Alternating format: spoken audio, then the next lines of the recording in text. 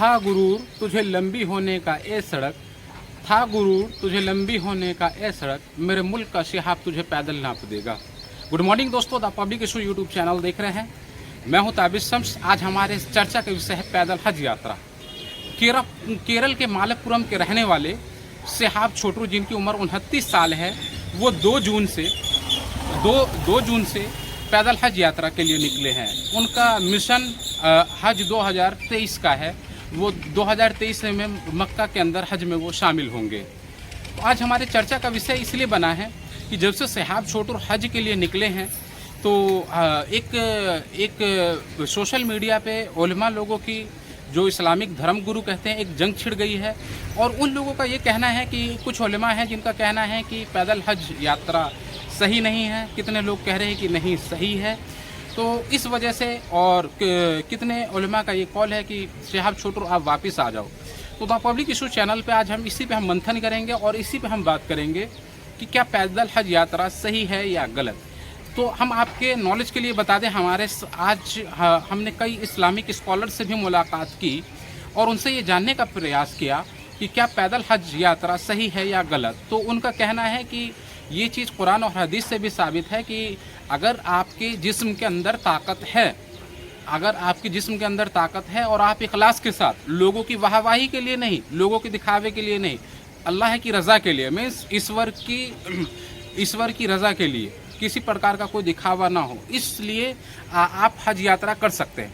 अगर आप दूर से सफ़र कर रहे हैं तो आपके अंदर इतनी ताकत होनी चाहिए कि आप हर मौसम से लड़ सकते हैं, आपके अंदर बदगुमानी पैदा ना हो, आपके पास हर तरह का, चाहे वो पैसा हो, चाहे जिस्म के अंदर ताकत हो, हर प्रकार की ताकत होनी चाहिए ऐसे मौसम से लड़ने के लिए। तो बहरहाल आज इसके विषय में हम एक नेक्स्ट वीडियो लेकर आएंगे जिसके ऊपर हम बात करेंगे कि हज किन लोगों के ऊपर फ़र्ज, जिसके अंदर हमारे साथ इस्लामिक विद्वान होंगे और वो हमें बताएंगे तफसील से कि हज किन लोगों के ऊपर फ़र्ज है। और उस वीडियो के अंदर हम डिटेल से ये जानेंगे कि हज किन किन लोगों के ऊपर फ़र्ज है। और आपके जितने भी क्वेश्चन हैं आप हमें इस वीडियो के माध्यम से कमेंट सेक्शन में लिख सकते हैं कि अगर आपके मन में भी कोई हज के लिए भ्रांति है या कोई क्वेश्चन है कि हमारे ऊपर हज करना अनिवार्य है या नहीं है, या हज के विषय में आप भी कोई को जानना चाहते हैं, तो इस वीडियो के माध्यम से आप कमेंट सेक्शन में लिख सकते हैं। नेक्स्ट वीडियो जो, जैसा कि हमने बताया, हज किन लोगों के ऊपर है फ़र्ज है, हम लेकर आने वाले। तो हम बात कर रहे थे शिहाब छोटू की। शिहाब छोटू केरल के मालप्पुरम के रहने वाले हैं, जिनकी उम्र 29 साल है। उन्होंने बचपन में एक ख्वाब देखा था, एक सपना देखा था कि मैं अल्लाह के घर, ईश्वर के घर, मैं अपने देश भारत मुल्क से पैदल हज करने जाऊंगा, पैदल हज यात्रा करने की। जैसा कि शिहाब छोटू ने सपना देखा था, तो आज 29 साल की उम्र में उन्होंने इस चीज़ को 1.5 साल से लगातार वो इस प्रयास में लगे हुए थे कि उनको जो शिहाब छोटू का हम आपके नॉलेज के लिए बता दें कि देश के 8 राज्यों से और 6 देशों से उनका पैदल गुजर होकर वो मक्का शहर पहुंचेंगे, सऊदी अरब के मक्का शहर पहुंचेंगे। तो 1.5 साल उनको लग गए इस वीज़ा की प्रत्येक देश से पैदल हज करने के लिए, जाने के लिए, परमिशन के लिए। तो इनका 8,640 किलोमीटर का पैदल सफ़र है और शिहाब छोटू डेली 25 किलोमीटर पैदल चलते हैं। अभी वो आज उनका 66 दिन हो चुका है पैदल चलते चलते, 6 अगस्त, और वो राजस्थान में है। इसके बाद हरियाणा और पंजाब होते हुए, पंजाब के बाघा बॉर्डर होते हुए वो पाकिस्तान के अंदर प्रवेश करते हुए, पाकिस्तान के बाद इराक, ईरान,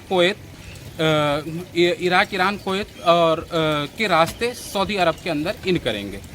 तो आज हमें द पब्लिक इशू मंच पे ये चर्चा का विषय इसलिए बन गया कि उनकी देखा देखी, इस हज यात्रा को देखा देखी कई हमारे देश के कई नौजवान लोग कि भाई हमें भी पैदल हज करना चाहिए, वो लोग पैदल हज के लिए निकल गए। लेकिन बड़े अफसोस की बात है कि उन लोगों ने जो क्या कानूनी प्रक्रिया है उनको किसी को जानने का प्रयास नहीं किया, न उन्होंने वीज़ा लिया ना कोई लीगली परमिशन ली।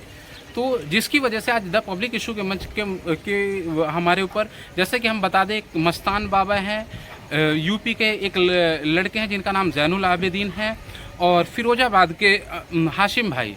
तो ये 3 लोगों का, जैसा कि हमने सोशल मीडिया पे देखा, ये लोग पैदल हज के लिए निकल गए, लेकिन इनके पास लीगली कोई परमिशन नहीं है। और जब इनसे पूछा गया कि आप पैदल, आपके पास वीज़ा है, परमिशन है, तो उन्होंने बोला कि सब हमने अल्लाह के भरोसे छोड़ दिया है। तो हम आपकी नॉलेज के लिए बता दें कि कानूनी प्रक्रियाएं, अगर हम पैदल हज के लिए निकलते तो कानूनी प्रक्रियाएं को फॉलो करना बहुत ज़रूरी है।